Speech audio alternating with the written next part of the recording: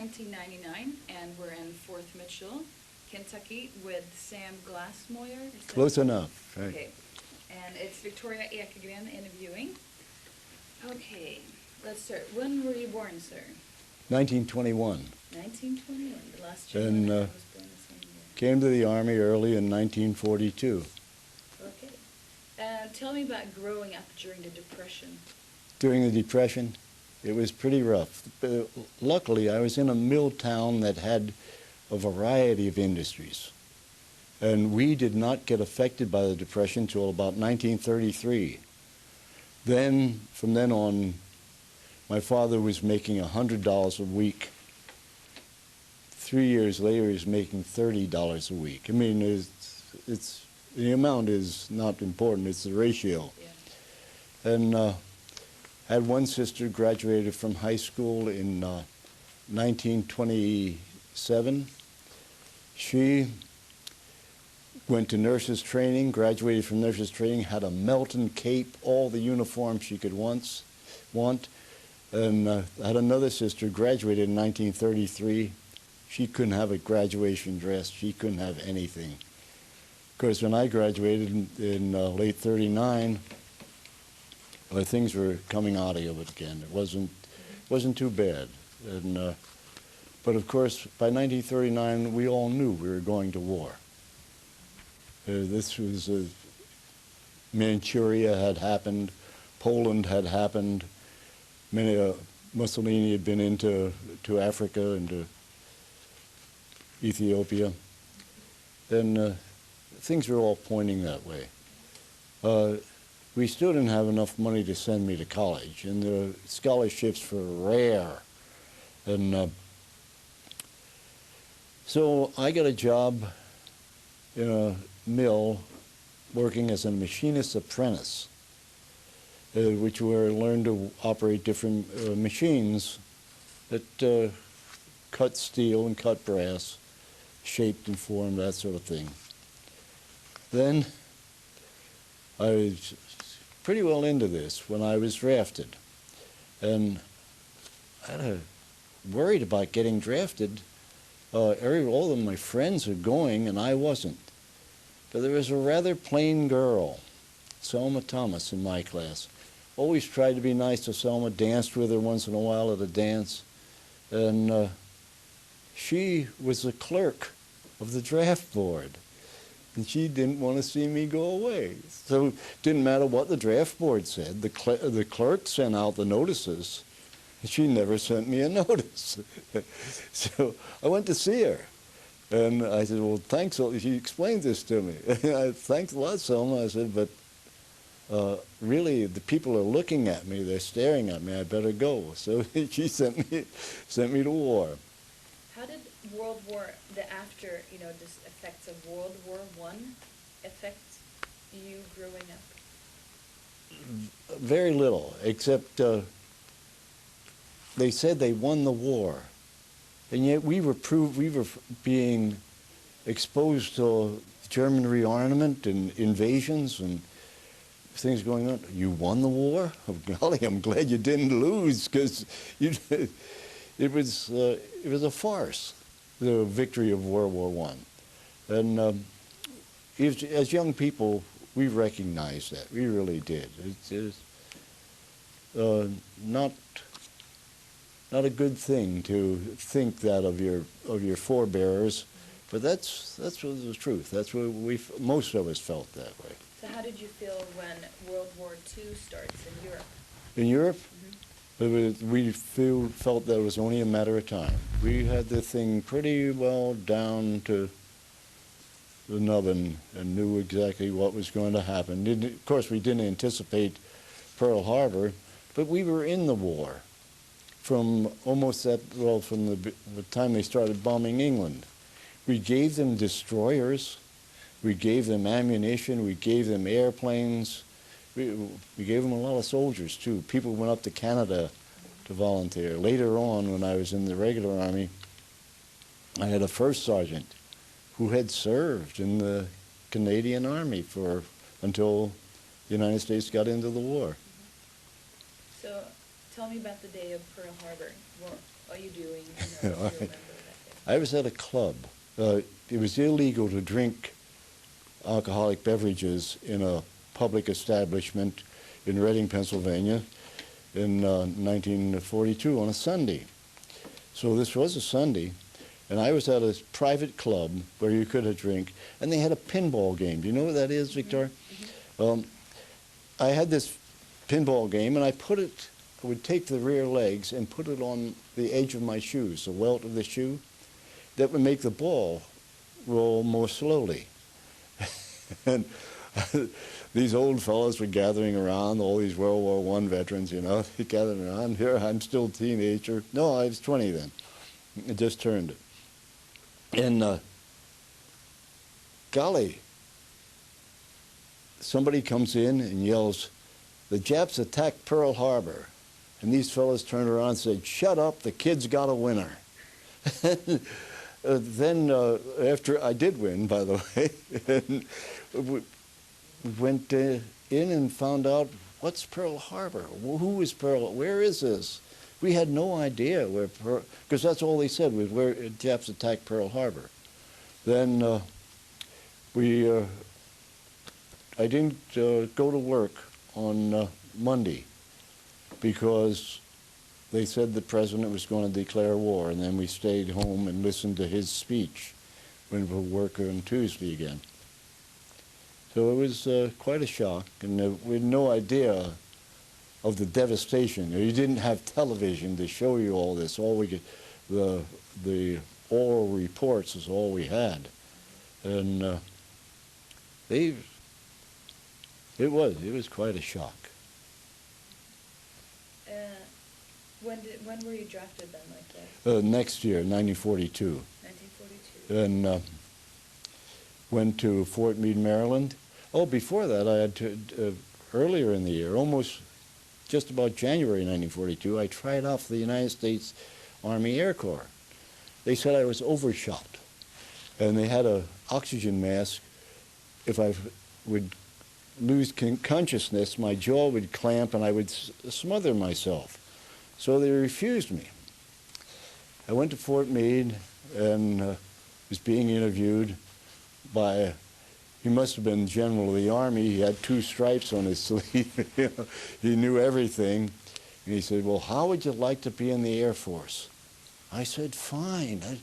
Maybe I could sneak in the back door and shove my jaw forward, and they wouldn't know that I could get in the Air Force." Well, he puts down AF. But the Army did not have an Air Force. The Army had an Air Corps. AC stood for Air Corps. AF stood for Armored Forces. Wow, all of a sudden, I'm down in Tennessee in the 12th Armored Division. It was a terrific experience because we were on this train, not making very good time. We came in there late at night. All of a sudden, the lights come on in the car, and there in front of us stood the most magnificent man in the world. He had on boots up to his knees, pink breeches, and a green jacket with a Sam Brown belt on it. "Put your caps on the left side of your head, you're in the Armored Forces." Wow, you know, that guy could have told me to jump out the window. I probably would have done it. And who was this man? He was a captain, and I didn't know it at the time. I wasn't quite sure of ranks, but he looked like something important to me. And next day, we're up bright and early, slept on a cot, don't know if I took my clothes off or not, and go into a field house. You know what a field house is? And in there was a second lieutenant by the name of Zanetta. And I knew he was young, but he looked older than most of the other second lieutenants. I sit down, and he says, "Oh, you can operate a lathe, you can operate a shaper, you can operate a milling machine." "Yes, sir, yes, sir, yes, sir." And he said, "Fine, we'll put you in the 134th Ordnance Battalion." "What would you do there?" "Oh, you'd operate a lathe, a shaper, a milling machine." I said, "Well, why did I come to the Army if I wanted to do something like that?" He said, "You don't want to go there?" "Oh, no, if you say so, I guess I gotta." "No," he says, "here. No, let's see. Oh, you graduated with honors in mathematics. You can do trigonometry. Yes, sir, I can do that too. So he gave me a rather simple trigonometric problem and I told him how, the procedure. He says, that's right, you're in the 494th Armored Field Artillery Battalion. And that's how I got I was not that submissive and always forgetting to say sir. We're Pennsylvania Dutch. And, you know, the Pennsylvania Dutch, you can tell a Frenchman by the way he sips his wine, and a Scotchman the way he rolls his R's, and a Pennsylvania Dutchman, you can tell him too, but you can't tell him much. So I was very lucky, and I got in the A Battery, the only unit in the whole field artillery commanded by a West Pointer named is Sam Magruder. And I figured if his name was Sam, he must be a pretty good guy, and he was. And I had a sergeant who was a graduate of Rensselaer Polytech. I'm sure that means nothing to you, but it is a very highly regarded school in New York. And he was my sergeant. He was a very gentle person, knew everything. And Captain Magruder called us in, called the sergeant in. He says, you and another, take one of your men and go up to the battalion headquarters and draw a copy of this. And he showed us a little picture in a book. And this picture was a breech mechanism of a cannon with a whole bunch of bolts and handles and things like that. And so we went and we took these pieces of paper about that big, and the sergeant went over and started working his, and I went over and worked. First of all, I had said to the captain, what are you going to do with this? And the sergeant looked at me as if, why don't you fall into a corner? You don't ask captains things like that. And captain says, I'm going to teach a bunch of officers about the recoil mechanism. All right. So he answered me. He was very nice about it.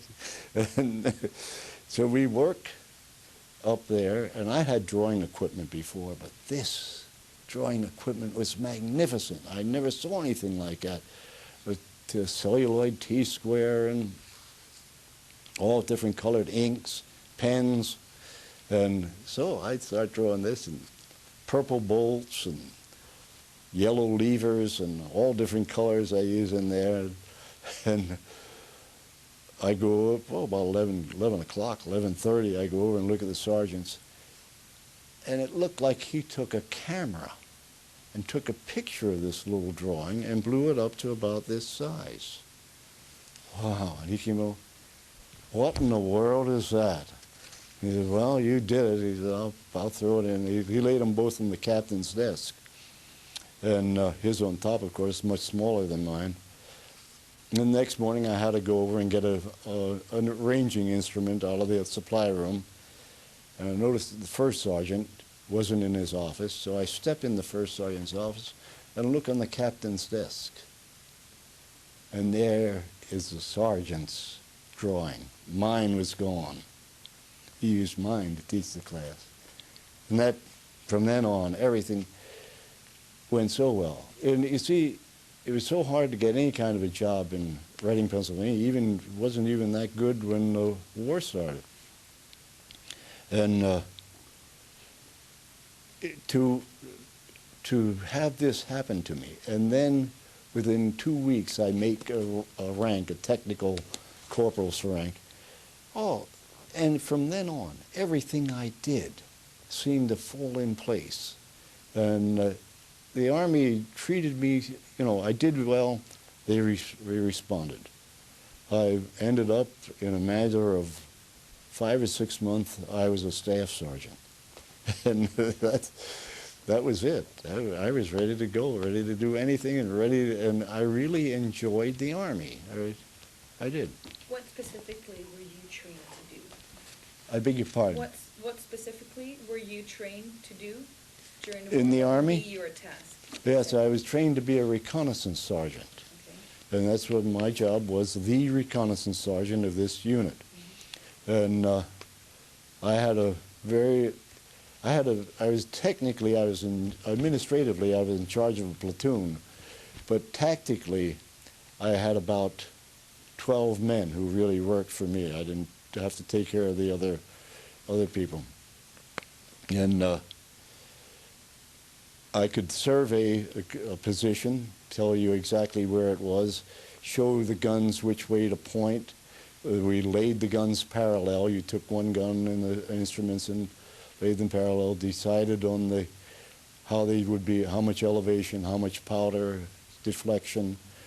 And then we would join another unit. So most of the time we joined the A Company 56th Infantry. You've seen them around. And we were called the Forward Observer Team for them. And the infantry, they get something they didn't like, they'd say, let us shoot over there. All right, we'd fire some rounds over there. And if they see a real target, then we really would fire. And the artillery is never in reserve. And we went from there to combat, and when we got into combat, we served not only with the A Company 56th Infantry, but with the 44th Division, 71st Division, several other infantry divisions, and also with the 1st French Army, which was very interesting. They would take me in an SCR, a radio, the backpack radio, SCR 300, across the Rhine River by pulling a rope that was tied to some roots of a tree in Germany and some in France. They pulled this rope out of the coal. I didn't have to do that. The French did it. They pulled it out. And we tugged us across in the midnight. And we would reconnoiter. And if I was with them and if they needed fire, and we got up in some high ground, not too far from the river, but we could see quite a distance. And of all the things, there were some lights on. It looked like a shop or a factory, trucks backing in, getting some supplies, and I started firing. Well, in artillery, you adjust. You don't aim at a target. The round goes out and lands, then you back off, then you bracket it. And I was doing this, and finally the Germans realized if I wham, the lights go off. Of course, I stop firing. I can't see there's anything to shoot at. And we go back across the river before the sun comes up. And waiting for me was my lieutenant and another lieutenant that I didn't recognize. And they took me up to Combat Command. This is the group headquarters. And I talked to the S2, and he asked me questions. Then they took me to division headquarters. And I talked to the G2. And I said, why are you questioning me like this? I said, I did my duty. You don't have to investigate me. And he says, that place you were firing on is a chemical plant. And the Germans would not fire on Strasbourg if we didn't fire on their chemical plant. There was an agreement. I didn't know this until that agreement existed, until a fellow in my outfit told me about it. And he just told me about it yesterday. And so this was I think it was a very exciting job for a young man like myself, a rank of staff sergeant, and would not looking for a commission or anything like that. And we also performed reconnaissance by fire. You understand what reconnaissance means. And what we would do would fire into a place where we suspected enemy, ride through it with a half-track, and be gone before the enemy would come up out of their holes. It's a very small area, maybe 50 to 100 yards. And we did that one time, and we get in, and I'm supposed to come back on a certain road, and these are called concentrations, the firing landing. And we started to come back on this road, and I was in a little copse of woods up on a hill. I looked down at the road. I could not have gotten through there with a company of MPs to lead me. German artillery, German tanks, German mess trucks. It looked like they were supposed to be well organized. They were just as messed up as we were. They really were. And I looked down there, and what can I do? I look at my map, and there's a bridge up farther but beyond my artillery range. And I look at the road on the other side of the river. It's clear. So now dawn is breaking, and is broken, in fact. And we charge up there, go across the river, come on down. But something happened when we crossed the river. We left the 3rd Army and joined the 7th Army. And I come charging through to the, and by the way, I didn't have on my name tag. The only thing we had was dog tags, and that was it. All correspondence, anything that had to do with, well, I had on a German flight jacket with Miss Lace painted on the back. Miss Lace was a Milton Caniff comic. She was a good-looking chick, you know, dressed in Oriental garb. And all my troops were all kind of get up. My headgear was a chasseur alpin beret. And we come through there, halt. Oh, boy, American soldiers. Am I ever happy? No. This is the 45th Division, the Thunderbird Division from Arizona, New Mexico. They thought I was German. Well, I did have more of an accent then than I have now. I really didn't still walk around saying, well, now look what comes a street across or something like that, but I had a Dutchy accent. And I had 5 soldiers in there with me. And the most southern person was from Indianapolis. The rest were from Newburgh, New York, all kind of northern places. And so they dismounted us, and this one little, I think he was Spanish, because he would stick me with a bayonet saying, I think I kill you. Finally, I argued with him, and this was a time when they were not only using passwords. Of course, we had the 7th Army password, wrong password. And we go back to the company, and this company commander interviews me and says, sure enough, and you tell me where Tulane is. Well, Tulane, I think that's a college in Louisiana. No, that's not in Louisiana. He's speaking with a real southern accent. And so finally we get back to regimental headquarters, and they hadn't shot us yet. And there they sent a message from regiment to division, division to corps, corps to army, army to army. Yes, we have patrol lost. And they let us go. Oh, it was scary. Yeah. So back in your basic, where was it that you joined the 12th Armored? They had just been formed at Camp Campbell, Kentucky, now Fort Campbell. Okay. So after Camp Campbell, Kentucky, where did you go? We were Tennessee maneuvers. Tennessee maneuvers. Tell me about that. Like, what are your... Oh, that was thrilling, because it started off thrilling. We marched, and we were in a division who could put every soldier in a vehicle and move the whole division at one time. Nothing like that existed before. And the people in Nashville, Tennessee had seen troops before. But to see these tanks and armored vehicles rolling through downtown Nashville, wow, you could tell, you could look at the people and see how excited they were. One experience, do you ever hear of a duck? All right, I'll call it another word. A seep. Do you ever hear of a seep? Mm-mm. It's a sea-going jeep. You've heard of it? Yes. Okay. The Army ducks. Okay. Right. Uh-huh. And golly, down in Tennessee, maneuvers to cross the Cumberland River. We're looking for a place to cross, and along comes a second lieutenant and a driver in his jeep. It's a seep. Wow, that's pretty neat. And he's going to go across the river. And wow, up rose the brigadier general. And I had talked the lieutenant into letting me go across the river with him.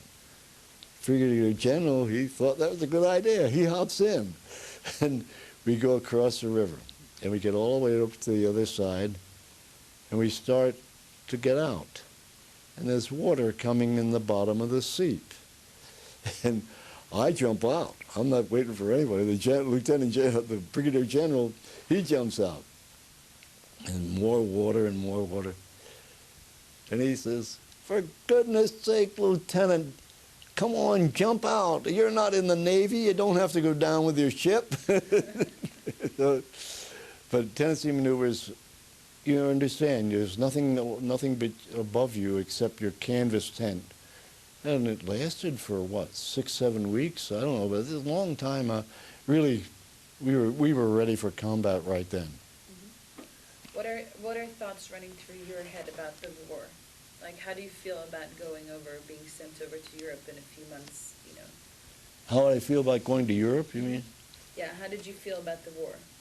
Like, what were your thoughts? Oh, well, we knew we were going to win. There was never any doubt in our mind that we were going to win. It was only a matter of time until we got there. That happened to me when I was going into Seoul, Korea. A soldier says, "Sir," he said, "what do we do now?" I knew back some 6, 7 years earlier that when I landed in France, that 1,108 air miles away was Berlin, and when I got there, that war would be over.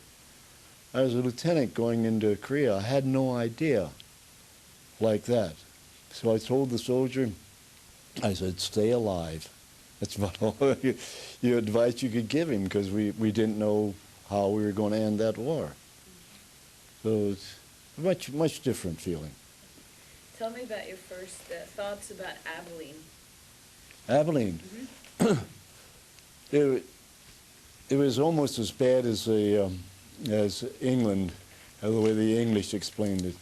They were overpaid, oversexed, and over here. That's the way it was in Abilene. And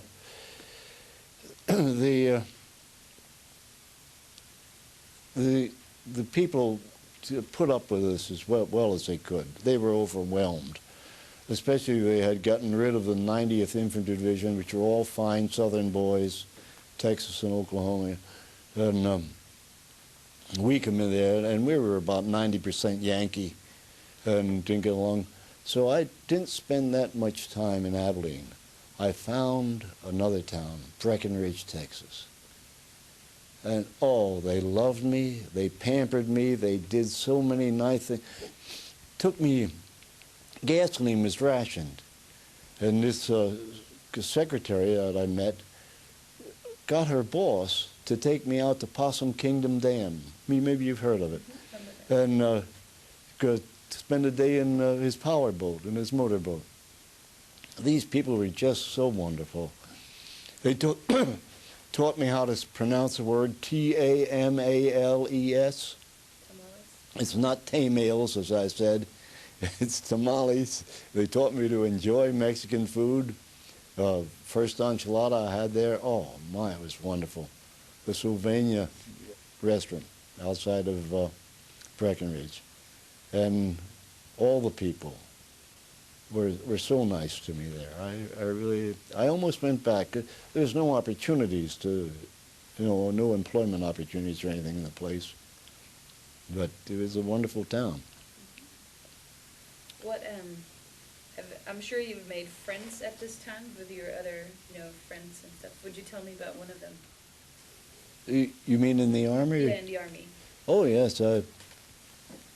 Several friends. One of them still lives within 14 miles of me, but he couldn't come because of his...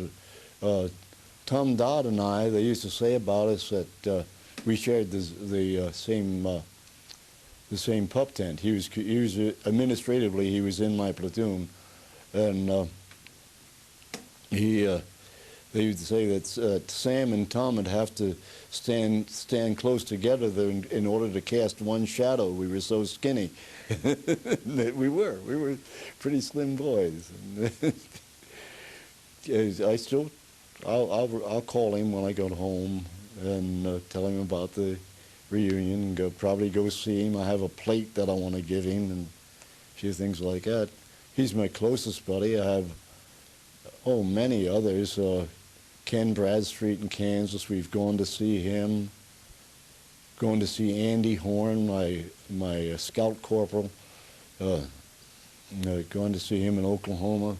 All over the place we've been. So what would you and Tom do in the spare time? What would you do? What are things you would do? And while we were in the Army, what we did, I was always interested in traveling as a boy. I used to hitchhike. Hitchhiking was fairly safe, and I'd hitchhike all the way as far as Philadelphia and go see the sights in Philadelphia. And this is what we did. We went to see many of the sights. You ever see the capital of Tennessee? It's so different. I've seen maybe 18, 19 capitals in the United States, but this is almost like a southern plantation house, the one in Nashville, Tennessee. So we saw that, and we traveled after the war was over. I was picked up at Regensburg and flown to Paris for VE weekend. What a thrill that was. These Frenchmen all going crazy, you know. And, it just had so much fun. I got to see the Eiffel Tower, got to go up in the Eiffel Tower, the Arc de Triomphe, you name it. When it was in Paris, I saw it. Then they flew us from Paris to London. And I just fell in love with London. In fact, I've been back there maybe 3 or 4 times since, just to see the things that I haven't seen. And of course, they were very happy. Their war was over, and they had parade after parade after parade.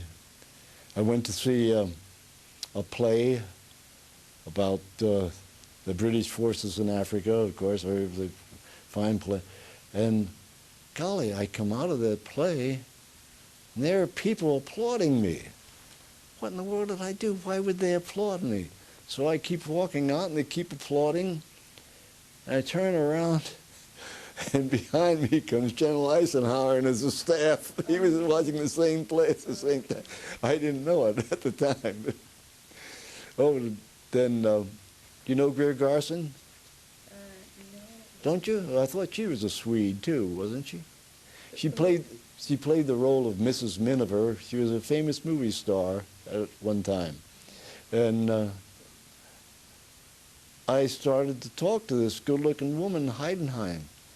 And she turns around, smiles, and greets me. It's Greer Garson. Oh, Greta Garbo. No, not Greta Garbo. Okay. Greer Garson, maybe she's Norwegian. Okay. Garson is probably more Norwegian than Swedish. And I don't know if you ever heard of Jack Benny, but he was there too at the same time. So they would come and visit the troops and entertain us. I know you went up to New York as well before you went overseas, right? So what did you do in New York before the troops were shipped overseas? New York? Mm-hmm. Well, see, I came from Reading, Pennsylvania.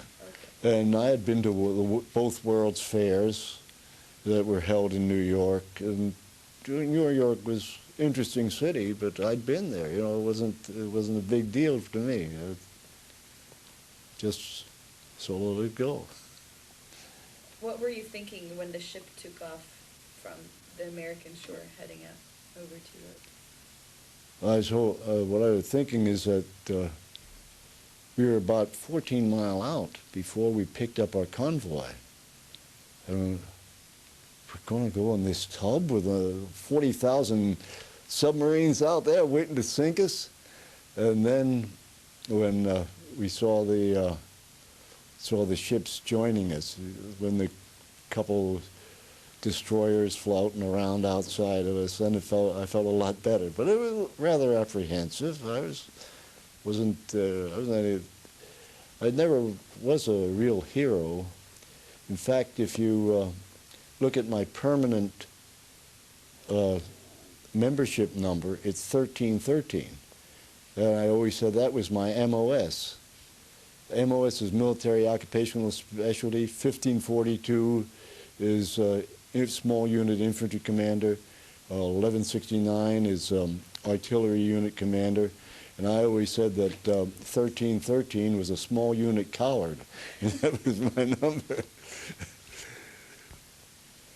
So how was your first encounter with the Englishman?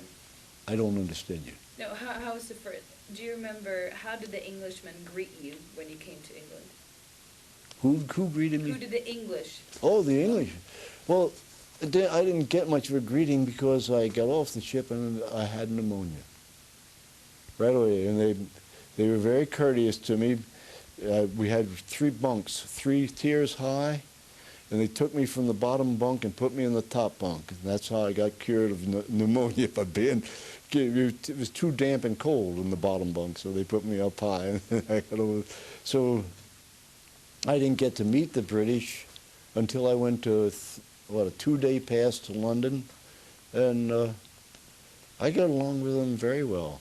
In fact, I was at Hyde Park listening to a speaker, and this girl is holding on to an American soldier, and she turns to me and she says, "I say, can you understand what he's saying?"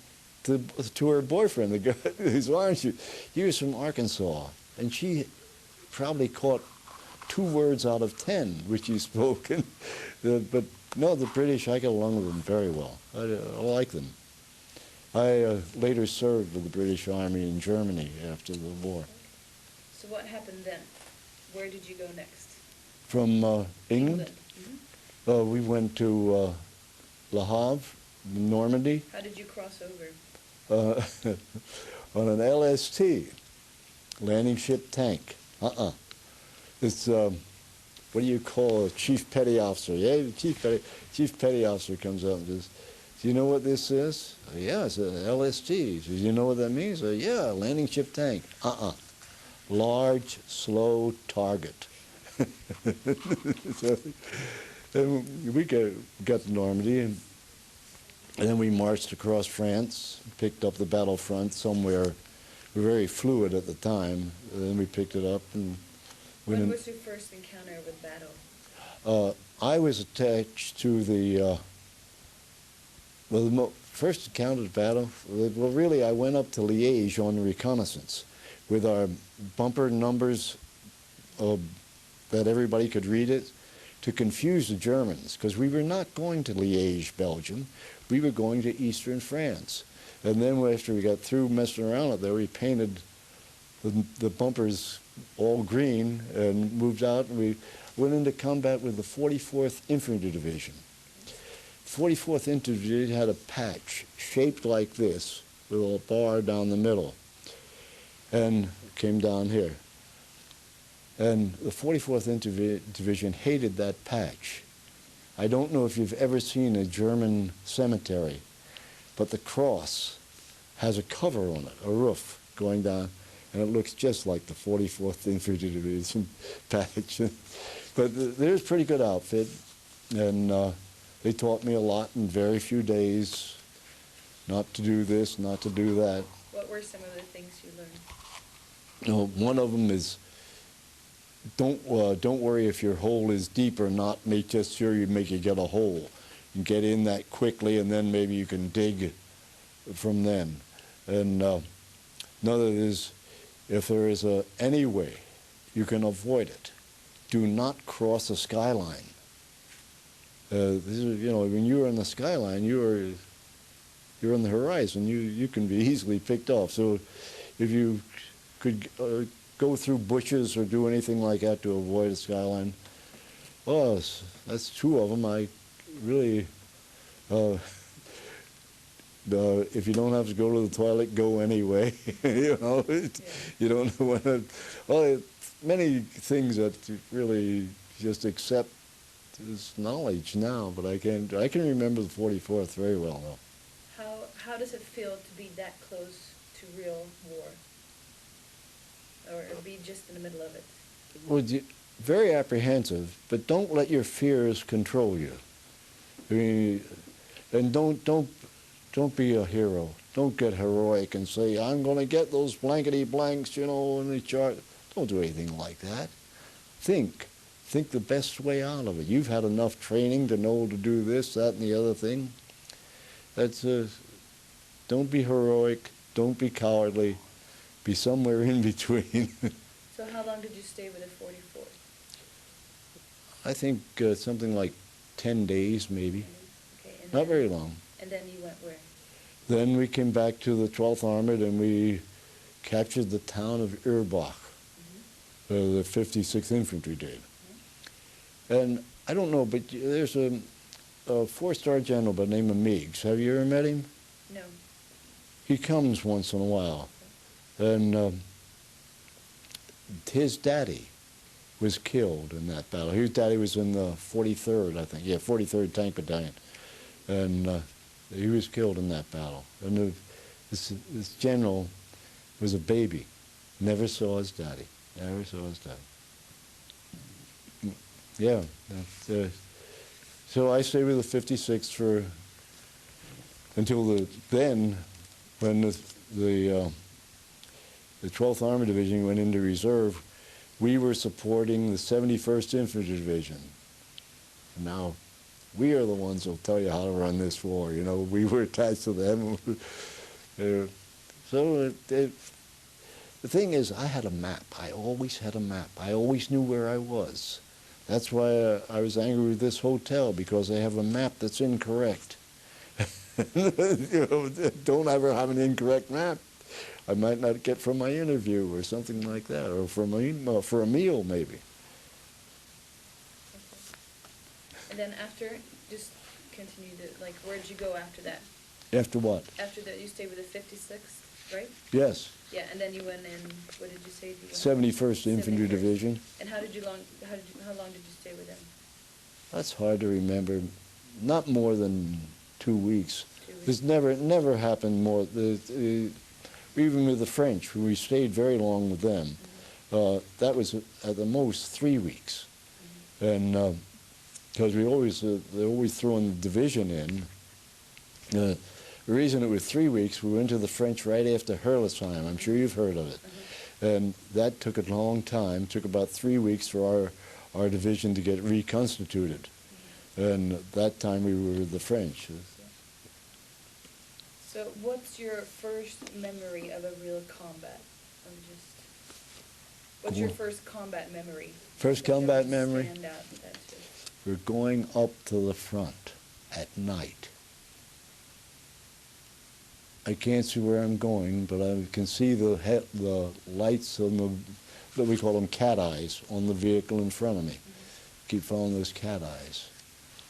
And there I am. And power, boom! The whole left side of the road explodes. I thought I was dead. Then I hear boom, boom, and I look down and I can see these are American guns were going by, and they fired the guns in the middle of the night and scared the living day. Oh man! Ooh! I reach up and catch my helmet as it flew off. Oh, that was scary, though. But it only lasted a moment or two. So tell me, were you at Herlesheim? Yes. Yes. Would you tell me about that? Herlesheim is flat, the area around it. Therefore, there is no sense for me to go up and be in the front line. There's no sense, because I can see that far. And so I could see almost every vehicle that we lost. And I tried to support them with as much fire as I could. Of course, everybody's screaming for fire. And I was a staff sergeant, and most of the forward observers were lieutenants. And only 3 of us that were staff sergeants. And I got as much fire to support them as I could. And they realized how bad it was, and they tried to send people up to replace me. And they sent Sergeant Frank Haight up, and Frank got a little bit too close, and he had a pick mattock. Did you ever see that? It's a It's a entrenching tool. It folds flat, has a handle. You take it apart and slide the pick on, and you can dig a hole with it. This was very. He wore this on over his buttocks, and he came back. He, Sam, you better go back up. I said, okay, I'll go. He said, look at this, and they had shot the handle of the pick mattocks right off his. Missed him by that much. Oh boy, yeah, it was the 36th Division came in and helped us out then. I told you about Dodd. Dodd was wounded there, and another man who I visited out in Oregon, Julian, he was wounded there, and then I had a fellow from Virginia, Crawley, and he was killed. So it was, all in all, it was not a good show. It was something that was very, they didn't think, of course, it was just about the same time as the Battle of the Bulge, and the Battle of the Bulge was supposed to come down, and we were all supposed to be surrounded, and we did a pretty good job, but the intelligence, you understand intelligence, the reconnaissance, everything, was so poor that they never should have sent us into Hurlesheim. Never should have happened. They took a lot of beating that we'd go a little slower and find out what's going on. We would have. I was always a great one to do that, then come out and explain it to somebody. Let them go in. Yeah. How do you pick yourself up after an event like that and go on fighting? Well, really, it's harder if you're in the infantry or in the tanks, because they get to go back and they count their dead and they mourn over them, and we got shoved down and got attached the next day to the 1st French Army, and we were going again. And one thing is that we did sleep pretty well. We would lay down to sleep, and the people who we were attached to, the French or the 56th Infantry, or didn't matter who, they knew what we could do for them, and they took care of us. We got, if it was anything like sleep, well, we got some of it, you know. And it was a rather unique position. Armored artillery was unique to begin with, and my job, if I would have been in the regular outfit, with a line outfit, 3 regimentals of infantry, I would have been called a chief of detail rather than a reconnaissance sergeant. But I had 3 half-tracks and 4 jeeps under my control, and then I portioned out 2 of the half-tracks, and I had an ammunition section that's the boy who got his buttocks almost shot off. He was a sergeant in charge of that. So tell me, during the time, then you joined later on in the war, you joined General Patton, right, to become the mystery division? Oh, well, yeah, so then they were reconstituted, and we went back and joined them. We joined them in that march, something like 200 and some mile up behind the 94th Infantry Division, and we jumped off there. Really, that jumped off, went through the 94th, went through the Germans, and headed toward the Rhine. And to our north was the 10th Armored Division. And we started out, and we had got a change in mission. We were going down this road, and we got a change in mission, go to this town. We crossed. The 10th Armored Division, the 12th Armored Division crossed each other. Now we're talking 300 and some vehicles in each division, and 1 lieutenant, military police, standing at that crossroads, sending this vehicle and sending that vehicle. And I don't know if he got a decoration, but he sure should have. And nobody lost a vehicle, nobody ended up in the wrong outfit. Confusion is a factor of war. It's a very important factor. And you should you should try to avoid that. And if you ever get captured, get away from your enemy, from your captors in the first 10 minutes, because in the first 10 minutes they're as confused as you are. So try to get away from them. What did you think about General Patton? Really, a lot of people got ideas. I saw him. I met him. And so I was very happy to meet him, and he acted as if he knew what he was doing. And I had heard about him, and I always thought he was a runt. That guy was about 6'3". And his son and I served together at West Point later on, and his son just about my size. So I have opinions about him. I was not in a position to have an opinion, either for or against. Okay, so after that, what happens? We went down to the Rhine River, and they said we were the A Company, and we fought a battle at Speyer, and the lieutenant in command of A Company was killed at Speyer, but we broke through and came down to the bridge. Now, we had been going for about 3.5, 4.5 days, taking Benzedrine. Have you ever heard of the drug? No. It's a drug that'll keep you from sleeping, but it'll do other things to you. It'll make you your eyeballs sort of float around, give you aches in joints, and aches where joints aren't, but they should be. And so we were beat is the word we use. We were beat by the time we got there. And we get into Speyer and get right down, and there's a bridge across the Rhine River. And we got within about 200 feet of it. And boom, up it went. We almost cheered because we know we were going to get some sleep, and then we did. We went up and got some sleep. But on the way up, past the German police station, and there's a wall full of Lugers. You know what a Luger is? Mm-hmm. I went in and got a whole armful of Lugers and passed them out to my friends. And that was a war trophy. It was really something. And not until later did I find out that my Luger was not a very good Luger. The barrel was pitted and some other things were wrong with it. So how did you finally pass the Rhine? How did you find what? How did you finally go over the Rhine since they moved? Oh, we went up to Worms and didn't get enough sleep. And a half-track has a steel plate down over the driver and the commander, and you can lift that up.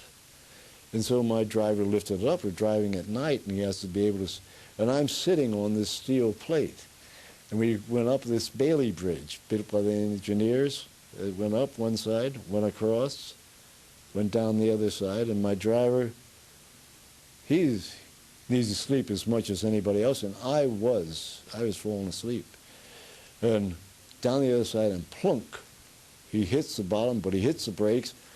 I go tumble right into the mud in front of the half-track. Oh, my chief, stop, pick up the chief, throw him back up, pick me up in his room. And I had a Thompson submachine gun. And I can hear firing going on, and it's not far away. During that night, we were in 3 firefights, and I don't remember them until somebody told me about them the next day. And luckily I didn't, because my gun was cocked and loaded, Thompson submachine gun. But there was that much mud, about 2 inches of mud in the barrel. I fired the first round, it would have blew up in my face. so sometimes, like I say, don't be a hero. Don't do anything you don't have to do. So after that, where do you go next? Well, we were moving pretty rapidly through Germany, and we get down to the Danube River. Danube River has never been crossed by an armed force. Attila the Hun couldn't do it. The Roman army had to go up the Rhine and outflank it. No one could do it. Napoleon bribed his way across, down from Dillingen, is a town called Donauwörth. And Napoleon gave this Duke so much money to let him go across, and he let him go across. But Combat Command A of the 12th Armored Division fought its way across the Danube River. And I forget, the colonel in charge said, "We have crossed the Danube and it is blue." And the general thought that said that the bridge was blown. He thought they blew the bridge. But that was something to go across there. They had put 500-pound anti-personnel bombs, aircraft bombs. They didn't have any aircraft to fly them. Well, they were wired to be exploded. And some infantrymen in a half-track with a machine gun went across first. And these men came out, 2 Germans, saw this vehicle come across, and they head for the plunger. And the infantrymen shot them, and we got across, and people came up, engineers I think came up and cut all the wires, and that was just about the beginning of the end. Except we still had some horrors to put up. We get into Bavaria, and there are the prison camps. And we relieved the one at Landsberg, not a very large camp, right across the road from a nunnery. You know what a nunnery is? And out came a little Polish fellow, and really scrawny, but on my half-track I had a sledgehammer, and he kept pointing to that, "Give it to me, I want it." And so, God's giving him the sledgehammer if that's what he needs to make. He's dressed in rags, and he went over toward the nunnery. And the nunnery had walls. Instead of coming down like this, the walls came down like that to the ground. And he starts pounding away at the wall of this nunnery. The guy's flaky, Hey, you've never been in the concentration camp. I almost went flaky just looking at it. And whang, he cracks the wall and pulls out a piece and pulls out a piece and reaches in, pulls out a block of straw about that size. So I get out, "What's this block of straw?" And I go over, he twists the straw and breaks it open, and there's a bottle of wine inside. The whole wall he had helped fix. He knew the wine was, so we got a couple more sledgehammers. Everybody got a bottle of wine that day. That was very close to the end of the war. We could see the Alps from Landsberg. When it was a clear day, and you could see the Alps. Did you actually go into the concentration camp? Not very far. Like I say, I'm not a hero, and I could practically smell the contamination in that place. And there's nothing for me to do. The medics came up and they could spray them, and the thing is that you wanted to keep away from them because they wanted to hug you and embrace you, because we got a German prison camp one time. A Serbian officer came out, and my driver, Joe Costello, gave him a pack of 4 cigarettes. That's what we got in our ration. Gave him the 4 cigarettes. "Oh, a cigarette," and he put it in his mouth, and then he came over and he kissed Joe. And Joe was from the wrong side of everything in New York. He was a real tough guy. And he almost wept. He really did. He said, "It's not right that a man should be happy for so little." What did you think when you saw the people from the concentration camps? Oh, my heart went out to him. You didn't think, you felt. Just felt for him. Did you know about the concentration camps before? Yes, we had the Stars and Stripes had told us about one in northern Germany that Patton came to, and he made the Burgermeister and all the people of the village walk by and see what was going on. They claimed they didn't know what was going on.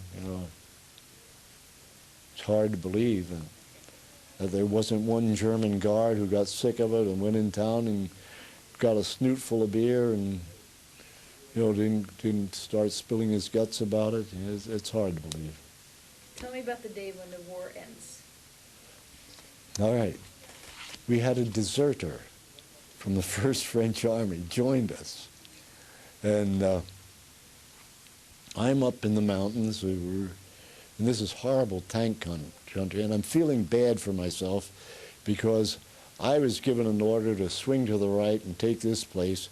If they would have let me go ahead, I would have been able to capture Field Marshal von Rundstedt, and so a dumb lieutenant of the infantry, the 3rd Infantry Division, gets to do that. So that was too bad. But I'm up there, and we knew the war had to be close to being over, and I had just pulled one of the dumbest things I'd ever done. I went down and accepted the surrender of 114 SS troopers with a 45. Was the only weapon I had on me.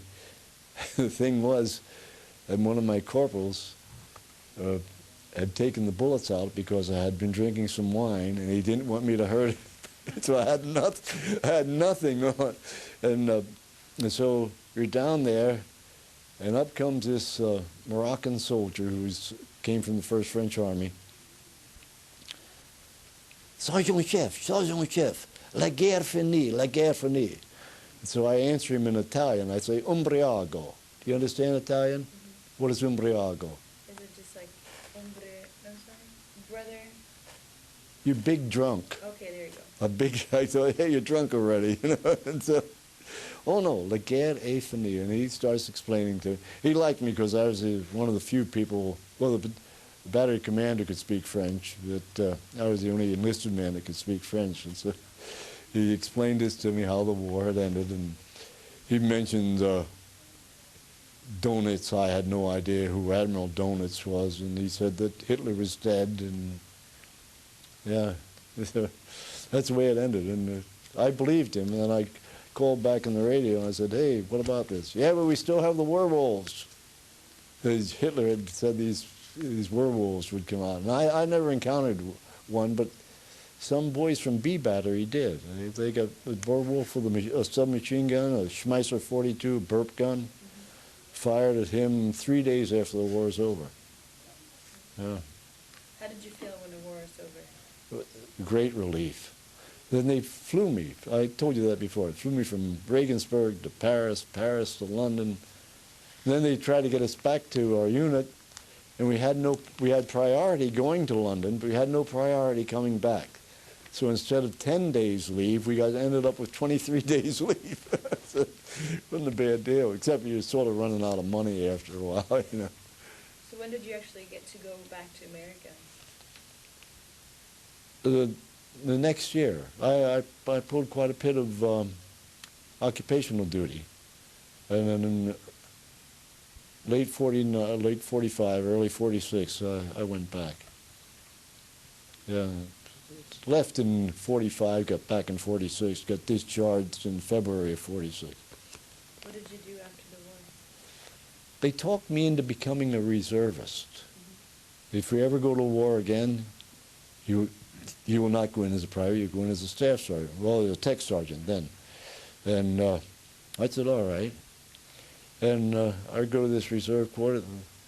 The major looks over my record. He says, why aren't you a commissioned officer? I said, nobody ever asked me. So he said, you put in for this. And I put in for it in 1947, put in for a commission. In 1948, I was issued a commission. And then I left the reserves and went on active duty. Spent a total of 28 years just about in the Army, and retired. How long have you been a member of the 12th Armored Division? I signed up at the first reunion in New York City. Mm-hmm. And never heard of them for about, well, I signed up, I was a second lieutenant, and the first reunion I went to, I was as a major. So you can imagine how long it was between reunions. Of course, in active duty in the Army, I just couldn't take off from when I wanted to and go to a reunion. So then, let's see, 1961, I came back from Europe as a major, and went to Cleveland. And I was not impressed with the organization at all. I owed it my loyalty. I'd fought with it, all this. And then in 1971, I had retired from the military, and I was free to go. And they had some spirit then, and they went back, and we went to Minneapolis and had a great time. And, a lot of people there that I really knew and really loved, and luckily I saw them because so many of them.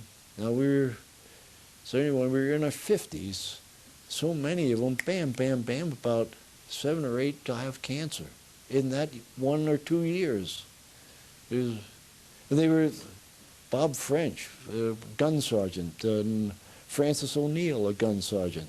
Both of them strong men, and, in their 50s, in the prime of life. What has the association meant for you over the years? I don't understand you. No, but what are your feelings about the associations over the years? Oh, I think they've done a wonderful job. You realize it's difficult for me sometimes, especially the older I get, to keep the 12th Armored Division from the 25th Infantry Division, from headquarters in Vietnam to the 3rd Cavalry on the Iron Curtain, to all these places I've been and all the friends I've made and all the real comradeship that I've known. It's hard to keep it separate, Are there any other stories that I missed asking that you would like to tell me? Is it something in particular that stands out? All this, there are so many of them. To pull one out would only lead me on to another one, I'm afraid. But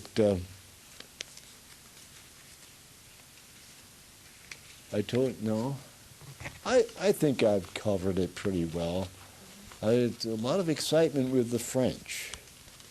The 3 weeks we spent with them, we didn't have a dull moment with them. That was really exciting. What would be one of the things that happened? Well,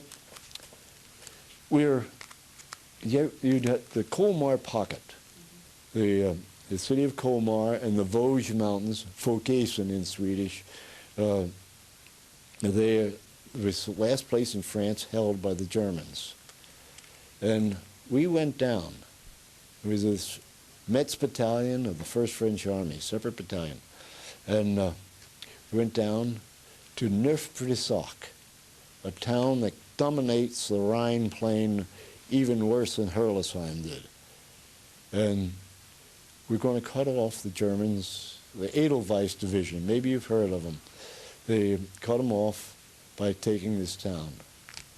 Well, we went down there, and there's 210 Frenchmen, 4 Americans, went down in February of '45, took off our clothes, and a man came in, and I says, "Was suchst du?"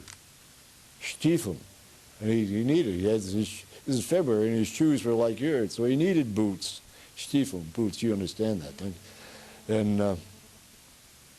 And so I gave him a pair of galoshes. You think I was a saint, right then. He could have called me Saint Sam because he was so happy to get this, poor old fellow. And then he asked me what we're doing there. And I told him what we were going to do. He told me a story about how years ago they went underneath this village and captured it. Because it was Neuf, meaning 9 corners, and the Germans had guns down there. And we went through there, underneath there, and came up. And the French sergeant and I went up and said to the bugler, "Spielversammlung," sound assembly, and play it right. We know every note. And you stand there with a bayonet in your throat, you did it right. And they all came out, and they all surrendered. And by 10 o'clock in the morning, his pocket was cleaned off, sealed off. Our division came down, and some infantry division came down and caught the Edelweiss coming out. That was very, very exciting, very interesting, very cold.